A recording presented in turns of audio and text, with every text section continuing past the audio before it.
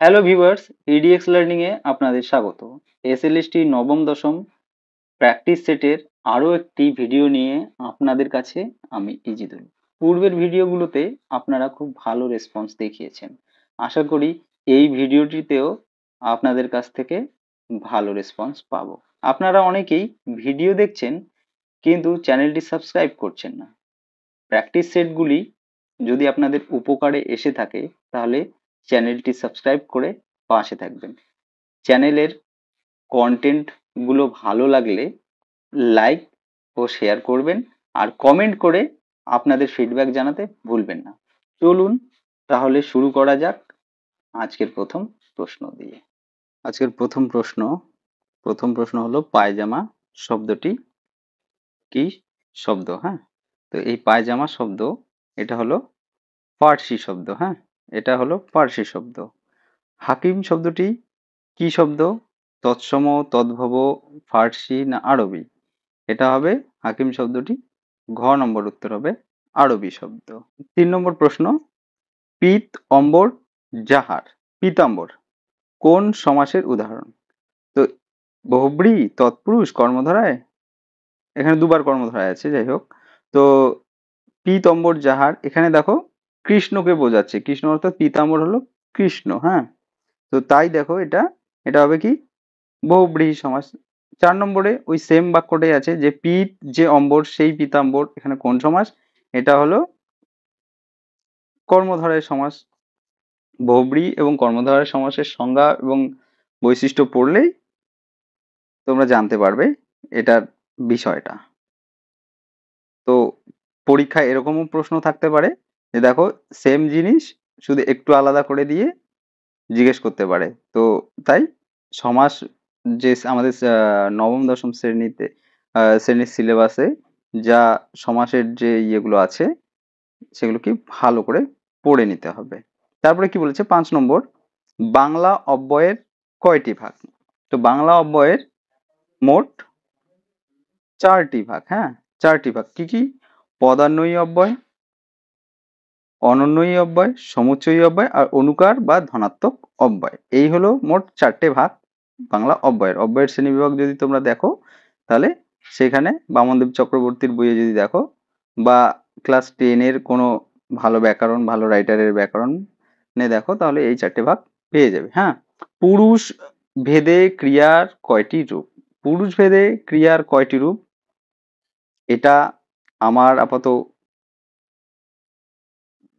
মনে পড়ছে না। তো এই যে 6 নম্বর প্রশ্নের এটার যদি উত্তর তোমরা কেউ জেনে থাকো তাহলে অবশ্যই কমেন্ট বক্সে জানাবে। হ্যাঁ, তো আমি আসি 7 নম্বর প্রশ্নে। 7 নম্বর প্রশ্ন কি আছে? মানিক বন্দ্যোপাধ্যায়ের প্রথম উপন্যাস জননী প্রকাশিত হয়েছিল কত সালে? তো মানিক বন্দ্যোপাধ্যায়ের প্রথম উপন্যাস জননী প্রকাশিত হয়েছিল 1935 খ্রিস্টাব্দে। তারপরে এটা শিবায়ন চক্রবর্তীর টাইপিং মিস্টেক। হ্যাঁ, 8 নম্বরটা এটা হবে শিবরাম চক্রবর্তী। হ্যাঁ, শিবরাম শিবরাম চক্রবর্তী। তো প্রকাশিত যে গল্পটি কল্লোলে কল্লোল পত্রিকাতে প্রকাশিত হয়েছিল। তো আর এক ফাল্গুনে ক নম্বর নতুন, খ নম্বর আছে নতুন ভাষার গল্প, গ হলো কল্লোলের গল্প, ঘ হলো কল্লোলের নতুন ছন্দ। এই 8 নম্বরের উত্তর হবে আর এক ফাল্গুনে। হ্যাঁ, এটার উত্তর হবে আর এক ফাল্গুনে। 9 নম্বর দেখো কি আছে, এই বঙ্কিমচন্দ্র মোট কয়টি উপন্যাস লিখেছেন? তো বঙ্কিমচন্দ্রের বাংলা উপন্যাসের সংখ্যা যদি আমি গুনি তাহলে সেটা পাবো 14টা। আর তার যে প্রথম রাজমোহনস ওয়াইফ সেটা যদি ধরি তাহলে হবে 15টা। তো এটা একটা বিতর্কমূলক প্রশ্ন। তো এটা বাংলা, তাহলে এর উত্তরটা দুটোই হবে। এবার রাজমোহনস ওয়াইফ সহ যদি তার উপন্যাস সংখ্যা ধরা হয় তাহলে কিন্তু 15টা। তো এর উত্তর হওয়া উচিত 15টা। এর আগের একটা ভিডিওতে আমি এই প্রশ্নটা ঠিক এনেছিলাম। তো তাই আজকে এই কনফিউশনটা দূর করার জন্যই এটা আজকে আরো তোমাদের দেখালাম। এবার আছে দেখো 10 নম্বর। 10 নম্বর প্রশ্নে কি আছে দেখো, যে অহোম রাজাকে কোচবিহারের কোন রাজা পত্র লিখেছিলেন? তো এটা তোমাদের জানার জন্য একটু বলে রাখি। আর এটা যারা তোমরা বাংলা সাহিত্যের স্টুডেন্ট, হ্যাঁ, বাংলা সাহিত্যের যারা স্টুডেন্ট, তারা এটা হয়তো পড়ে থাকবে। দেবেশ কুমার আচার্যের যে বইটা আছে, দেবেশ কুমার আচার্যের বইটা, সেখানে গদ্য গদ্যের উদ্ভব, আধুনিক গদ্যের উদ্ভব যদি আমরা সেখানে দেখি, তো ওই অংশটায় দেখবে যে কি করেছিল 1555 খ্রিস্টাব্দে, কি করেছিল কোচবিহারের রাজা অহোমরাজ চুকুম্ফা স্বর্গদেবকে কি করেছিল, একটা চিঠি লিখেছিল। হ্যাঁ, সেই চিঠিটা ছিল বাংলা সাহিত্যে দলিল দস্তাবেজে একটা চিঠি, সেটাই হলো গদ্য, মানে বাংলা সাহিত্যের একটা প্রথম নিদর্শন, গদ্যের নিদর্শন হিসেবে ধরা হয়। তো এর উত্তর হবে নরনারায়ণ। হ্যাঁ, এর উত্তর হবে নরনারায়ণ। এটা দেবেশ কুমার আচার্যের দ্বিতীয় খণ্ড যে আধুনিক যুগটা আছে, সেই অংশে প্রথম দিকেই পেয়ে যাবে এই ইনফরমেশনটা তোমরা। 11 নম্বর আছে কি, কৃত্তিবাস। কৃত্তিবাসের কৌলিক উপাধি হলো খ মুখোপাধ্যায়। এর উত্তর হবে খ নম্বর মুখোপাধ্যায়। আর 12 নম্বর, বিনোদ ভট ছিলেন একজন কি? এটা হলো কোনি থেকে, হ্যাঁ, মতিনন্দীর যে কোনি উপন্যাস সেখান থেকে এটা। তো বিনোদ ভট একজন ছিলেন এমএলএ, পরে তিনি কি হন, প্রেসিডেন্ট হন, জুপিটার ক্লাবের প্রেসিডেন্ট পদে নির্বাচিত হন। কোনির পরিবারের মোট সদস্য সংখ্যা, কোনিরা 7 জন, 7 ভাই বোন, আর হলো কোনির মা সহ মোট 8 জন হলো তাদের সদস্য। ঠিক আছে, তাহলে 13 নম্বরের খ নম্বর উত্তর। এটাও কোনি থেকে। 14 নম্বর প্রশ্নটা, হিয়া মিত্র কোন ক্লাবের সাঁতারু? এটা হবে বালিগঞ্জ, বালিগঞ্জ ক্লাবের সাঁতারু। আর তার হিয়া মিত্রর কোচের নাম কি, সেটা তোমরা কমেন্ট বক্সে অবশ্যই জানাবে। তাহলে আসি আমি এবার পরের প্রশ্নে। পরের প্রশ্নে আসি, যে 15 নম্বর প্রশ্ন, যে কোনির পিসির বাড়ি কোথায় ছিল? কোনির পিসির বাড়ি ছিল কাঁচরাপাড়ায়, আর রাজাবাজারে তার দাদা কাজ করতো গ্যারেজে। হ্যাঁ, আর এবার 16 নম্বর প্রশ্ন আসি, ন্যাশনাল চ্যাম্পিয়নশিপে বাংলাকে প্রথম সোনা এনে দিয়েছিল কে? এর উত্তর হবে হিয়া মিত্র। হ্যাঁ, এবার 17 নম্বর, রাজশেখর বসুর মতে প্রবন্ধ যাদের জন্য লেখা হয় তাদের কয়টি শ্রেণী? তো এটা আমরা বাংলা ভাষায় যে বিজ্ঞান চর্চা, রাজশেখর বসুর ছদ্মনাম কি, সেটা তোমরা কমেন্ট বক্সে অবশ্যই জানাবে। আমি যাদের উত্তর ঠিক হবে আমি তাদের হার্ট দিয়ে জানিয়ে দেব। এবার কি আছে, এই রাজশেখর বসু বাংলা ভাষায় বিজ্ঞান, এখানে বলেছেন, ওই প্রবন্ধে বলেছেন যে প্রবন্ধ যাদের জন্য লেখা তাদের কয়টি শ্রেণী, তাদের হবে 2টি শ্রেণী। আশা করি বোঝা যাচ্ছে কথাগুলো। তারপরে আছে 18 নম্বর, হ্যাঁ, রানী রাসমণি থেকে। রানী রাসমণি থেকে কি আছে, যে রাসমণির রানী নামটি দিয়েছিলেন কে? রাসমণির তার কাকা, বাবা, মা না প্রতিবেশী? এটা তার মা হবে, তার রানী নামটি দিয়েছিলেন তার মা। এবার পিতিরামের দেওয়ানের নাম কি? বা রানী রাসমণির যে শ্বশুর মশাই পিতিরাম, তার দেওয়ানের নাম হলো শিবরাম সান্যাল। হ্যাঁ, শিবরাম সান্যাল, শিবনারায়ণ সান্যাল, শিবরাম রায় না শিবপ্রসাদ দাস? এটা হলো শিবরাম সান্যাল। এর উত্তর হবে ঘ নম্বর। 20 নম্বর কি আছে দেখো, যে মৃত্যুকালে রাজচন্দ্রের বয়স কত ছিল? তো মৃত্যুকালে রাজচন্দ্রের বয়স ছিল 50, 52, 53 না 55? এর উত্তর হবে গ নম্বর, 55 তার বয়স ছিল যখন রাজচন্দ্র মৃত্যু হয়, তখন তার বয়স 53, সরি। এবার 21 নম্বর আছে, জ্ঞানচক্ষু থেকে, তপন মামার বাড়ি কি উদ্দেশ্যে গিয়েছিল? তার মাসির বিয়ের জন্য গিয়েছিল মামার বাড়ি। এবার তারপরে আছে 22 নম্বর প্রশ্নে আসি, যে শাবলতলার মাঠ গল্পে কানাইকে নারকেল নাড়ু দিয়েছিল কে? দিয়েছিল কানাইকে নারকেল নাড়ু দিয়েছিল তার মা। ঠিক আছে, এবার আসি 23 নম্বর, রাধারানীর বাড়িতে কে ছিল? রাধারানীর বাড়িতে কে ছিল? রাধারানীর বাবা মা, না ঠাকুমা বাবা ও মা, না কেবল মা, না মা ও ঠাকুমা? তাহলে রাধারানীর বাড়িতে একমাত্র ছিল কেবল তার মা, আর সেই ছিল, আর কেউ ছিল না। নিরুদ্দেশ গল্পটার লেখক হলেন, নিরুদ্দেশ গল্প হলো প্রেমেন্দ্র মিত্রের লেখা নিরুদ্দেশ গল্প। হ্যাঁ, শোভন চরিত্রটা সেখানে তোমরা পেয়ে যাবে। 25 নম্বর প্রশ্ন কি আছে দেখো, সমাস এখানে বলেছে যে পুত্রের সহিত বর্তমান, তাহলে সপুত্র, এটা হলো কি সহার্থ বহুব্রীহি, এটা হবে সহার্থ বহুব্রীহি, এটা বহুব্রীহি সমাস হবে কিন্তু, আর বহুব্রীর যে একটা ভাগ আছে সহার্থ, সেই সহার্থ বহুব্রীহি এর উত্তর সঠিক। 26 নম্বর প্রশ্ন, একবার সন্তান প্রসব করেন যিনি, এক কথায় প্রকাশ করো, এই যে এক কথায় প্রকাশ করো, একবার সন্তান যিনি প্রসব করেন যিনি, তাকে বলা হয় এক কথায় কাক বন্ধা। ক নম্বর উত্তর হবে কাক বন্ধা। ঠিক আছে, এবার 27 নম্বর, রাশিয়া ইউক্রেন যুদ্ধে পরমাণু বোমা ব্যবহার করা হলে সবাই মৃত্যুমুখে পতিত হবে, এটি কোন ধরনের বাক্যের উদাহরণ? অনুজ্ঞা, এখানে তো অনুজ্ঞা কিছুই নেই, নির্দেশক, নির্দেশও নেই, প্রশ্নসূচক এখানে নেই, কারণ প্রশ্নসূচক বাক্যে প্রশ্ন সূচক চিহ্ন থাকবেই। তো এর উত্তর হবে কার্যকারণাত্মক। হ্যাঁ, আশা করি বোঝাতে পেরেছি। তাহলে এবার আমি আসি আর পরের প্রশ্ন, 28 নম্বর প্রশ্নে আসি। 28 নম্বর প্রশ্ন দেখো কি আছে, যে প্রফেসর শঙ্কুর কৌতূহল ছিল কিসের উপর? এটা হবে পাখির উপর, এটা করভাস থেকে নেওয়া। হ্যাঁ, এই প্রশ্নটা করভাস, প্রফেসর শঙ্কুর যে 6টি গল্প তার মধ্যে একটি করভাস, সেই করভাসের থেকে নেওয়া এই। তাহলে পাখির উপর তার একটা আলাদা কৌতূহল ছিল। তারপরে শঙ্কু দেরাজ খুলে দেখেছিল তার মধ্যে কি রয়েছে, শঙ্কু দেরাজ খুলে দেখেছিল তার মধ্যে কি রয়েছে, পাসপোর্ট রয়েছে। হ্যাঁ, এটা ভালো করে তোমরা দেখে নেবে, এটাও করভাস থেকেই নেওয়া। সেই করভাস কাক তাকে বলেছিল সে পাসপোর্ট নেয়নি, সেটাই আর কি। এবার 30 নম্বর আছে গঙ্গা বাক্যাবলী গ্রন্থটির স্রষ্টা, এই গ্রন্থটি কার লেখা? এটা হলো বিদ্যাপতির লেখা, গঙ্গা বাক্যাবলী। আমরা যদি বিদ্যাপতির রচনাগুলো দেখি তাহলে এটা পেয়ে যাব। এবার কি আছে, বৈষ্ণব পদাবলীর যে বিশেষ পদে গোবিন্দ দাস খ্যাতি অর্জন করেছেন। তো গোবিন্দ দাস বৈষ্ণব পদাবলীর খ্যাতি অর্জন করেছেন কি অভিসারে এবং গৌরাঙ্গ বাল্যলীলা। হ্যাঁ, গৌরাঙ্গের বাল্যলীলা, এই দুটো পদে তিনি কি শ্রেষ্ঠত্ব অর্জন করেছেন। তাহলে উত্তর হবে ঘ নম্বর, ক এবং গ দুটোই উত্তর ঠিক।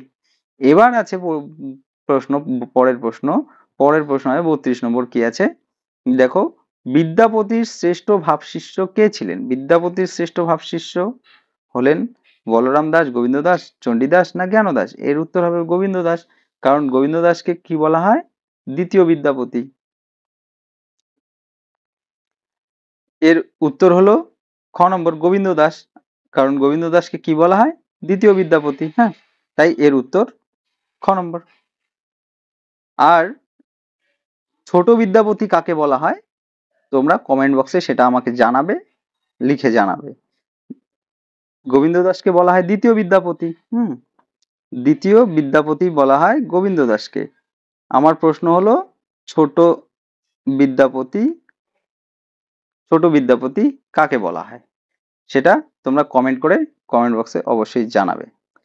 আর আমার এই ক্লাসগুলো ভালো লাগলে, এই প্র্যাকটিস সেটগুলো আপনাদের ভালো লাগলে আপনারা লাইক দিয়ে এবং শেয়ার করে অবশ্যই পাশে থাকবেন। আর আপনারা কোন কোন বিষয়ে ক্লাস চান সেই বিষয়টা লিখে কমেন্ট বক্সে অবশ্যই জানাবেন।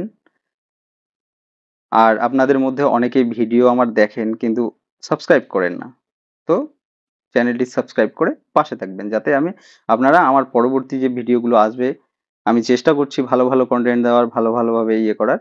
তো আপনারা চ্যানেলটি সাবস্ক্রাইব করে একটু পাশে থাকার চেষ্টা করুন। এবার আসি আমি 33 নম্বর প্রশ্নে, যে মনসামঙ্গল কাব্যের পূর্ববঙ্গের সবচেয়ে জনপ্রিয় কবি হলেন, পূর্ববঙ্গের কি, পূর্ববঙ্গের কবি কি? এখানে মনসামঙ্গল কাব্যধারার একজনই আছে, সেটা হলো বিজয়গুপ্ত, বাকিরা নয়, বাকিরা হলেন বৈষ্ণব পদাবলী। তো এটা খুঁজতে কোনো অসুবিধে হবে না।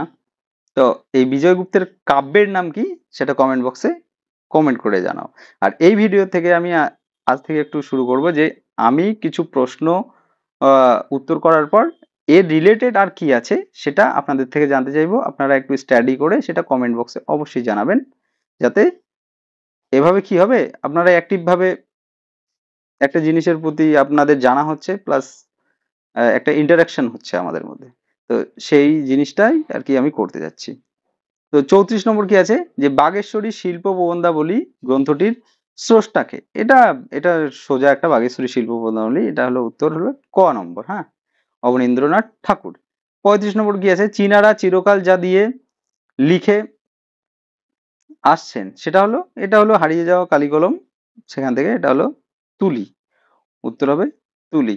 তারপরে আছে কি, 35 নম্বরে আছে ভারতবাসীর আহার, হ্যাঁ, ভারতবাসীর আহার, সেই প্রবন্ধে বিয়ার অ্যান্ড বাটার এরিয়া বলতে বোঝানো হয়েছে সেটা কি, পাঞ্জাবকে, উত্তর ইউরোপকে, দক্ষিণ ইউরোপকে, না মধ্য অঞ্চলকে? এটা হবে খ নম্বর উত্তর,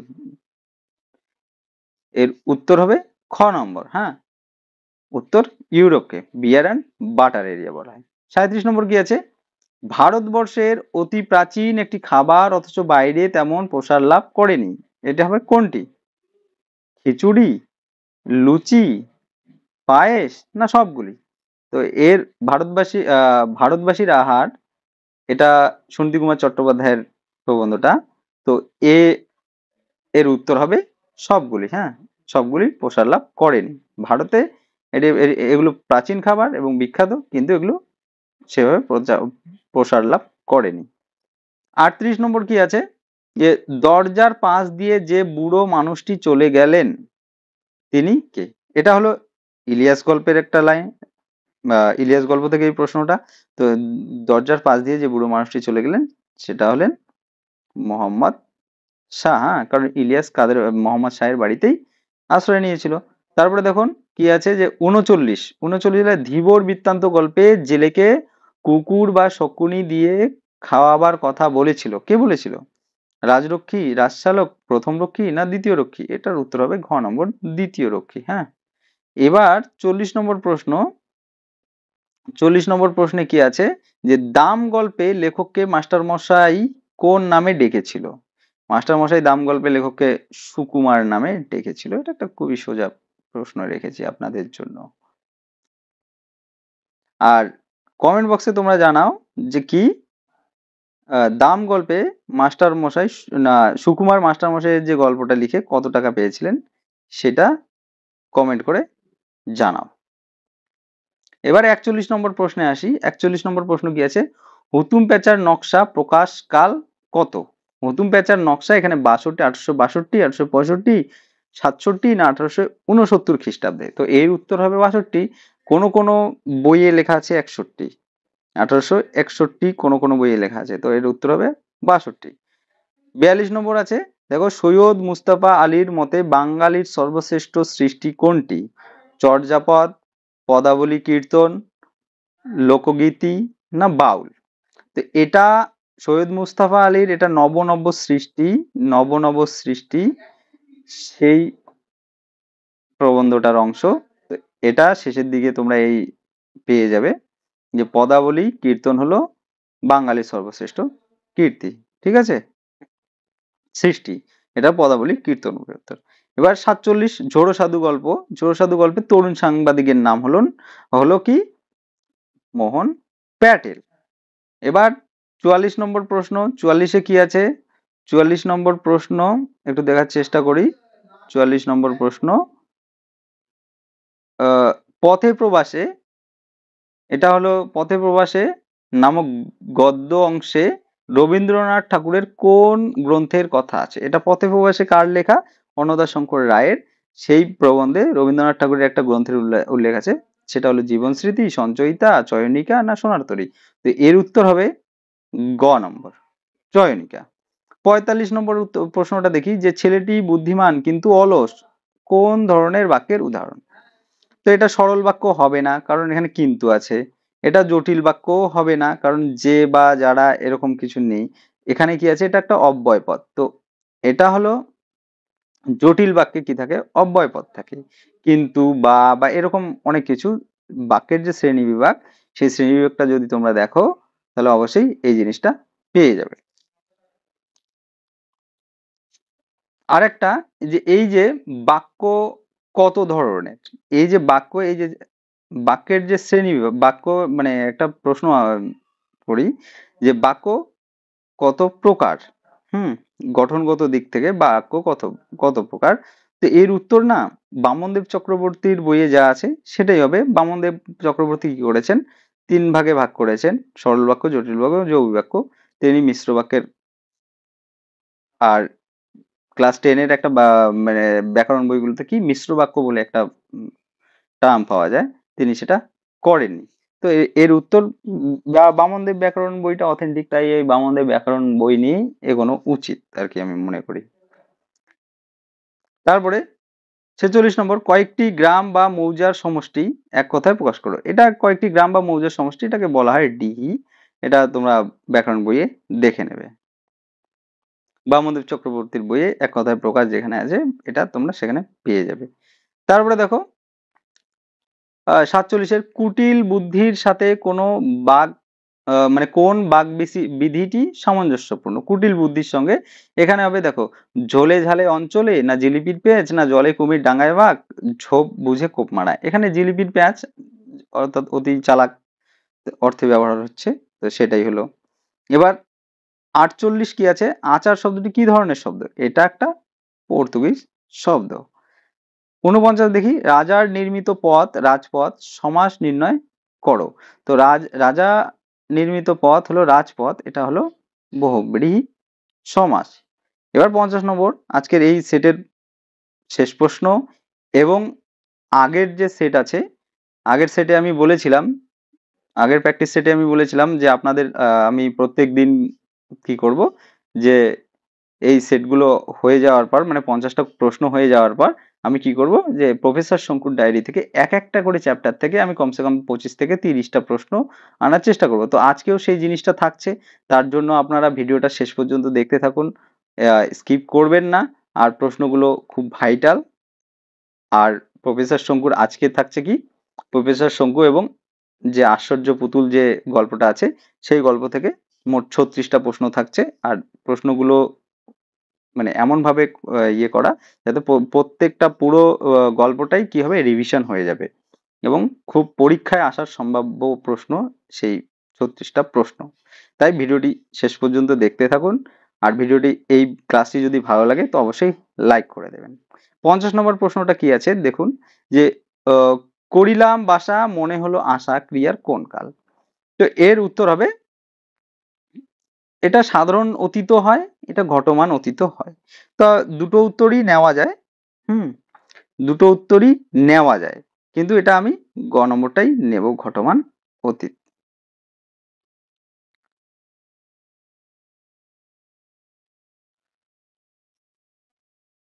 এইবার প্রফেসর শঙ্কুর যে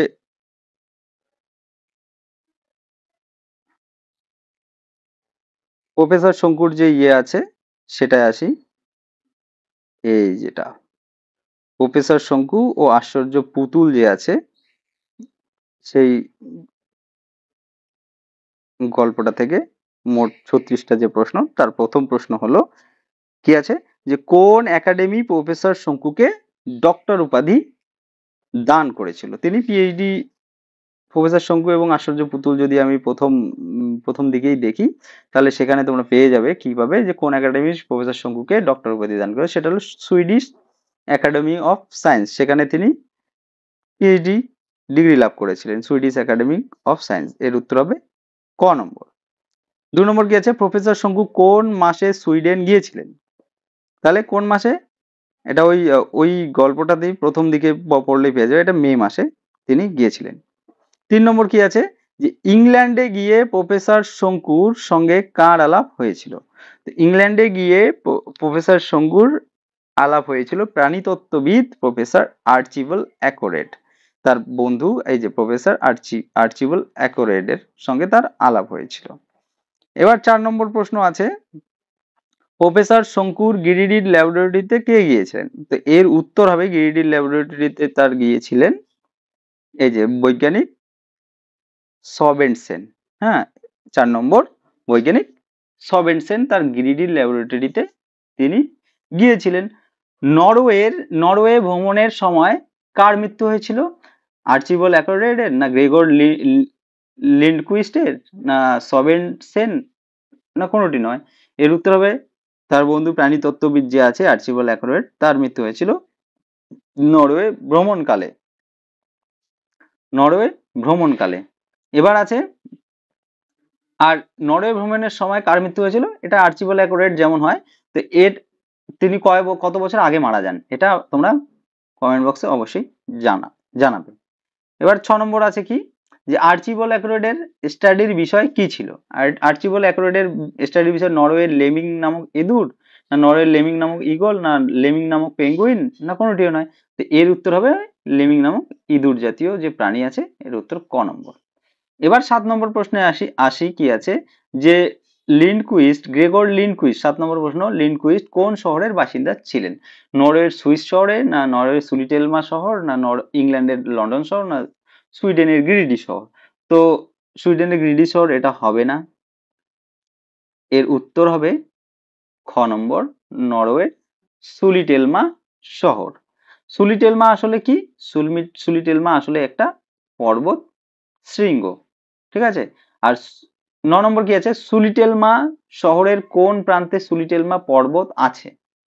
এটা কোন প্রান্তে আছে, যদি আমরা ভালো করে প্রফেসর শঙ্কু এবং আশ্চর্য পুতুলের প্রথম দিকে পড়ি, তাহলে এটা পেয়ে যাব, এর উত্তর হবে পশ্চিম প্রান্তে। 10 নম্বর দেখি কি আছে, যে সুলিটেলমা শহরটি নরওয়ের কোথায় অবস্থিত? হ্যাঁ, পশ্চিম দিকে, তাহলে তার দেখুন কি আছে, এর হবে উত্তর প্রান্তে কিউলেন উপত্যকায় অবস্থিত সুলিটেলমা শহর।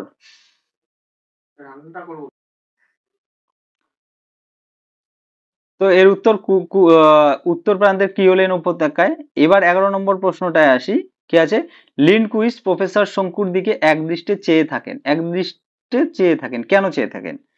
প্রফেসর শঙ্কুর বুদ্ধির উচ্চতা মাপতে, না প্রফেসর শঙ্কুর বুদ্ধির তীর্যকতা মুগ্ধ হয়ে, না গ নম্বর কারো পোর্ট্রেট করার আগে কিছুদিন তাকে ভালো করে দেখলে মূর্তি গড়ার কাজ ভালো হয়, না সবগুলি? তো এর উত্তর হবে গ নম্বর, কারণ সে মূর্তি গড়ার কাজ ভালো করে দেখলে তার মূর্তি গড়ার কাজ যাতে ভালো হয় সেই দিকটাই তিনি দেখেছিলেন। এবার আসি 12 নম্বর প্রশ্নে। 12 নম্বর প্রশ্ন দেখার চেষ্টা করি কি আছে। 12 নম্বর প্রশ্নে, সুলিটেলমা পর্বত উচ্চতায় নরওয়েতে কোন স্থানের অধিকারী? সুলিটেলমা পর্বত উচ্চতায় নরওয়ে কোন স্থানের অধিকারী? এটা হবে গ নম্বর, দ্বিতীয়। লিন্ডকুইস্টের চাকরের নাম কি? লিন্ডকুইস্টের চাকরের নাম ফিয়েস্তা, ম্যাডোনা, ফেডেরিক, হ্যান্স। এর উত্তর কি হবে? এর উত্তর আমি জানি, আমি এটা বলবো না, এটা আপনাদের জন্য থাকলো, কমেন্ট বক্সে অবশ্যই এটা জানাও। 13 নম্বর লিন্ডকুইস্টের চাকরের নাম কি? 14 নম্বর প্রশ্ন, লিন্ডকুইস্ট প্রফেসর শঙ্কুকে তার পুতুলগুলি কখন দেখিয়েছিলেন? এর উত্তর কি হবে? 14 নম্বরের সন্ধ্যা 7টার সময় দেখিয়েছিলেন। লিন্ডকুইস্টের কতগুলি পুতুল আছে? লিন্ডকুইস্টের কতগুলি পুতুল আছে? মোট 6টি পুতুল তার কাছে আছে, উত্তর হবে খ নম্বর। 16 নম্বর কি আছে, মাটির নিচের লিন্ডকুইস্টের পুতুল রাখার ঘরে কিভাবে যেতে হয়? লিন্ডকুইস্টের ঘরে কিভাবে যেতে হয়? বারান্দা দিয়ে, বাগান দিয়ে, না বসার ঘরের গোপন দরজা দিয়ে, না বৈঠকখানার একটি গোপন দরজা দিয়ে? তো এর উত্তর হবে গ নম্বর, বসার ঘরের গোপন দরজা দিয়ে। 17 নম্বর প্রশ্নটা দেখি, যে পুতুলের ঘরে যাওয়ার সিঁড়িটি কেমন ছিল? সোজা, খাড়াই, ঘোরানো, না ভাঙা? এর উত্তর হবে গ নম্বর। 18 নম্বর প্রশ্ন আসি, কি আছে, যে প্রফেসর শঙ্কু লিন্ডকুইস্টের তৈরি করা কোন পুতুলগুলিকে চিনতে পেরেছিলেন? এবার দেখো যে মোট 6টি পুতুল ছিল, তিনি কোনগুলিকে চিনতে পেরেছিলেন প্রফেসর শঙ্কু? ফরাসি ভূপর্যটক আরি ক্লেমো, না নিগ্রো চ্যাম্পিয়ন বক্সার বব স্লিম্যান, না ব্রিটিশ প্রাণীতত্ত্ববিদ আর্চিবাল্ড অ্যাকোরেট? এখানে উত্তর হবে সবগুলিকে চিনেছিলেন তিনি, শুধু জার্মান যে কবি ছিল সেই জার্মান কবিকে তিনি কি করেন, চিনতে পারেননি, তার নাম তার মনে ছিল না। তো এখানে উত্তর হবে সবগুলি। 19 নম্বর হলো, আর্চিবাল্ড অ্যাকোরেটের পুতুলটি কত নম্বর খাঁচায় কিভাবে দাঁড়িয়ে ছিল? 6 নম্বর খাঁচায় ডান হাত কোটের পকেটে ঢুকিয়ে, 6 নম্বর খাঁচায় বাম হাত কোটের পকেটে ঢুকিয়ে, না 6 নম্বর খাঁচায় ডান হাত প্যান্টের পকেটে ঢুকিয়ে, না 6 নম্বর খাঁচায় বাম হাতের প্যান্টের পকেটে ঢুকিয়ে? তো এর উত্তর হবে ক নম্বর, 6 নম্বর খাঁচায় ডান হাত কোটের পকেটে ঢুকিয়ে তিনি ছিলেন। এবার 20 নম্বর, যে আর্চিবাল্ড অ্যাকোরেট কত বছর আগে মারা যান? আর্চিবাল্ড অ্যাকোরেট কত বছর আগে মারা যান? প্রথম দিকে যদি আমরা এই প্রফেসর শঙ্কু এবং আশ্চর্য পুতুলের যদি প্রথম দিকে আমি দেখি, তাহলে এর উত্তর পাবো 6 বছর। ঠিক আছে। এবার 21 নম্বর, কোন দিন ঝোড়ো হাওয়ার সঙ্গে একটি তীব্র উগ্র গন্ধ নাকে আসতে শঙ্কুর ঘুম ভেঙে গিয়েছিল? এই দিনটা কি ছিল? একটা হাওয়ার সঙ্গে কি ছিল? একটা তীব্র গন্ধ এসেছিল। তো সেই দিনটা কি ছিল? 21 নম্বরের এই প্রশ্নটার উত্তর হবে 19শে মে। 22 নম্বর, ঝোড়ো হাওয়ার সঙ্গে একটি তীব্র উগ্র গন্ধের মধ্যে কোন গন্ধ প্রফেসর শঙ্কুর চেনা ছিল? কপার সালফেট, ফেরাস সালফেট, উভয়ই না কোনটি নয়? এ তো কপার সালফেট এবং ফেরাস সালফেট দুটোরই গন্ধ তোমার প্রফেসর শঙ্কুর চেনা ছিল। 23 নম্বর, কি দেখে প্রফেসর শঙ্কুর মনে হয়েছিল পুতুলগুলির পিছনে একটি বৈজ্ঞানিক কারসাজি আছে? ফ্ল্যাক্স, টেস্ট টিউব, মরিচা পড়া বুনসেন বার্নার, না সবগুলি? তো এর উত্তর হবে সবগুলি, কারণ ওই ঝোপঝাড়ে যে তখন সে গিয়েছিল, তখন তো একটা সে মানে আন্দাজ করতে পেরেছিল। তারপরে সে যখন পুতুলগুলো দেখায়, তো দেখো, তো এর উত্তর হবে সবগুলি। এবার আসি পরে 24 নম্বর প্রশ্নে। 24 নম্বর প্রশ্ন কি আছে? ফ্ল্যাক্স টেস্ট টিউবের টুকরো মরচে পড়া বার্নার লিন্ডকুইস্টের বাড়ির কোথায় পড়েছিল? একটি গোপন ঘরে, না মাটির নিচে গর্তে, না মাটির পাশের ঝোপঝাড়ের পিছনে, না জলের ট্যাঙ্কে? তো এর উত্তর হবে বাড়ির পাশে ঝোপঝাড়ের পিছনে। 24 নম্বর, বাড়ির পাশে ঝোপঝাড়ের পিছনে, এটা উত্তর হবে। প্রশ্নগুলো কেমন হয়েছে এবং আপনাদের ভিডিওটা কেমন লাগছে সেটা অবশ্যই একটু জানালে ভালো হয়। 25 নম্বর কি আছে? প্রফেসর শঙ্কু হান্সকে দিয়ে কার নামে টেলিগ্রাম করতে পাঠিয়েছিলেন?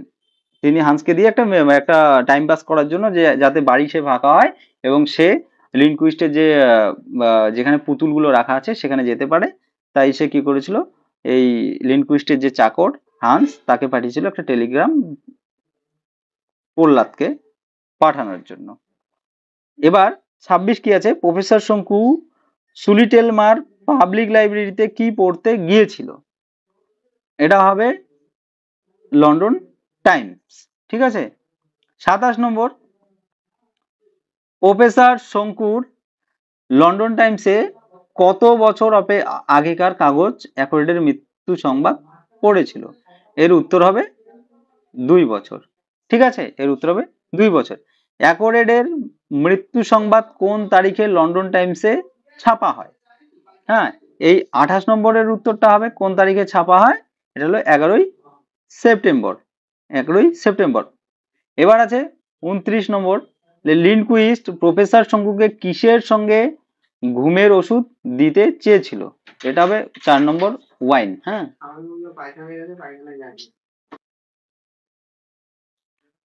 30 নম্বর হলো পুতুলের ঘরে পৌঁছতে সিঁড়ি দিয়ে কত পাক নামতে হয়? হ্যাঁ, পুতুলের যে ঘর আছে, যে ঘরে পুতুলগুলো রাখা ছিল, সে ঘরে কি কত পাক নামতে হয়? এটার উত্তর হবে গ নম্বর, 3.5 পাক।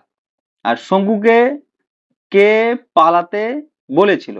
এটা উত্তর হবে তার বন্ধু, ওই যে অ্যাকোরেট। হ্যাঁ, তার বন্ধু অ্যাকোরেট, আর্চিবাল্ড অ্যাকোরেট তাকে পালাতে বলেছিল। কার্বোথিনের পাতলা জামাটি শঙ্কু কেন আবিষ্কার করেছিল? ওই বাজ পড়ে তার কি হয়েছিল, তার বাড়ির যে তাল গাছে বাজ পড়ার পরে সে অজ্ঞান হয়ে গেছিল, সেই অজ্ঞান হওয়ার হাত থেকে বাঁচার জন্য সে কি করেছিল, কার্বোথিনের একটা পাতলা জামা বানিয়েছিল। 34 নম্বর কি আছে? প্রফেসর শঙ্কু লিনকুইস্টের তালিকার কত নম্বর পুতুল? এটা হলো উত্তর 5 নম্বর, 6 নম্বর, 7 নম্বর, না 10 নম্বর? তো এর উত্তর হলো 7 নম্বর। এবার এর উত্তর হলো 7 নম্বর। আর এবার প্রথম থেকে যে আছে, 1 নম্বরে কি ছিল? 1 নম্বর পুতুল কার ছিল? যে ইতালীয় গায়ক মারিও বাতিস্তা। 2 নম্বর হলো কি? মুষ্টিযোদ্ধা বব স্লিম্যান। 3 নম্বর হলো কি ছিল, যে ফরাসি পর্যটক আরি ক্লেমো, আর 4 নম্বরে জাপানি সাঁতারু সেটা হলো হাকিমোতো, আর 5 নম্বর যে জার্মান কবি ছিল শঙ্কুর, সেটা তার নাম বলতে পারেনি, যেটা তার মনে ছিল না।